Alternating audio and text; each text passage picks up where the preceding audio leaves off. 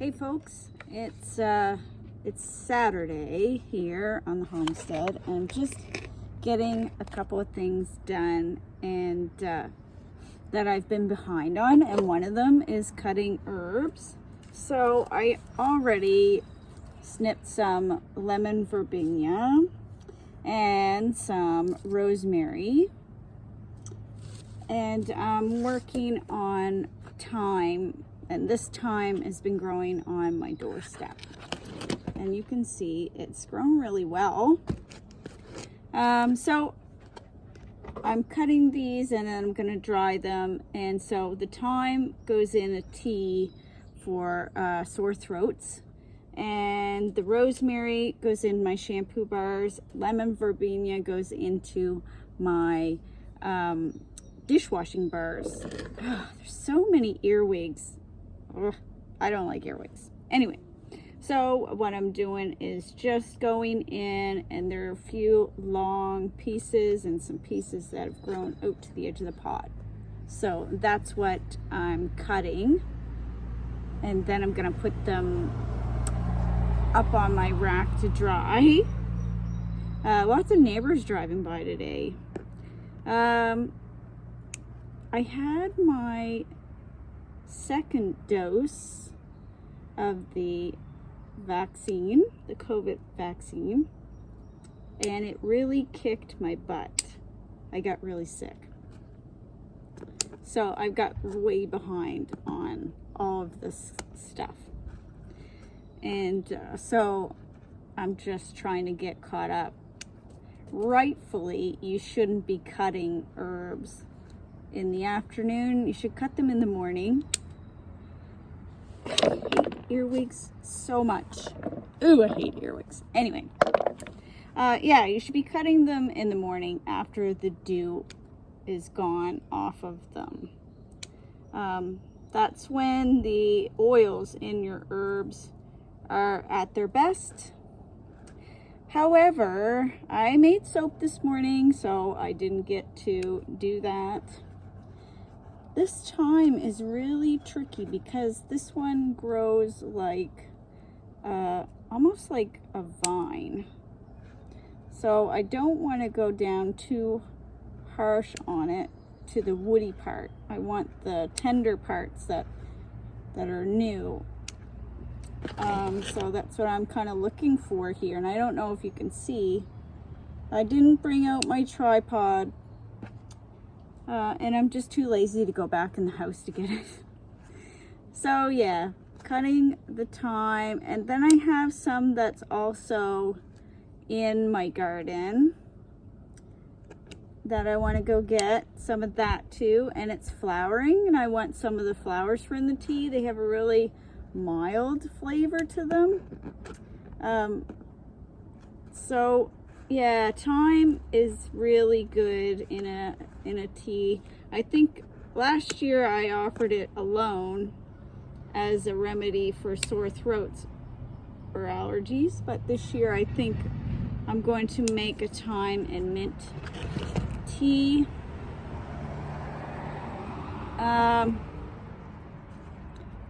The mint's really soothing too, and I grow some nice English mint. I've been finding that my throat is sore, more so from allergies. This has been my worst year for allergies that I've had in a very long time. And of course, the more I play around in the garden, the more my allergies kick up. And I don't take allergy pills. They make me really jittery, so we've got hummingbird guests. They make me really jittery, and they really don't help a whole lot for me, so I stay away from those, and I just kind of suffer it out, you know. Sometimes I have to take nose spray. So I just thought I would do a quick little video and show you guys what I'm up to before I end it. This thyme is golden lemon thyme, and this thyme is English thyme, and English thyme is really my favorite, but I like the lemon thyme for the lemon flavor, so I'm gonna mix both in the tea that I'm gonna make, along with some like I say, some English mint. So I'm gonna cut some of that too, and I also have some of that growing in my garden. But yeah, I just thought I would do a quick little video and talk about those two herbs, those few herbs that I'm harvesting right now. Like I say, you shouldn't really be harvesting your herbs this late in the afternoon. You really want to be harvesting them earlier in the morning. There's going to be some noise. I have neighbors that are driving around. It's Saturday. Yeah, so you want to preserve them properly while drying them too. So when you're drying your herbs, you want to dry them in a dark, cool place and preserve the vitamins, the nutrients, and the essential oils that are in them. So if you look back on my Instagram, you'll see some video about my herb drying rack, which is in the other side of our house. That it's like a storage room. It's dark, it's hot in there in the summer, which dries herbs a lot faster, but it's dark and out of the way. So that's where my herb drying rack is. And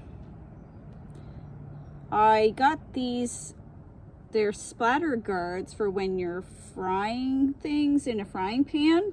So I got those at the Dollarama, and they're a fine mesh and they're round. So things like this thyme that are really small and delicate, and I don't want to lose any of the leaves, I'll put on those, and those lay on top of my drying rack.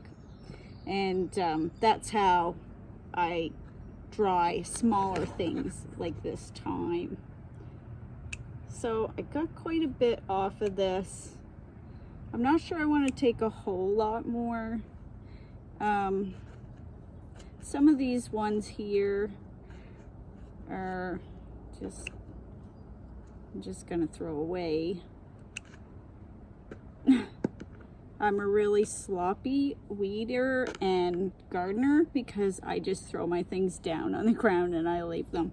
I think nature will take its course, and that's what I do, and it's just how I do things. Anyway, I'll see y'all later.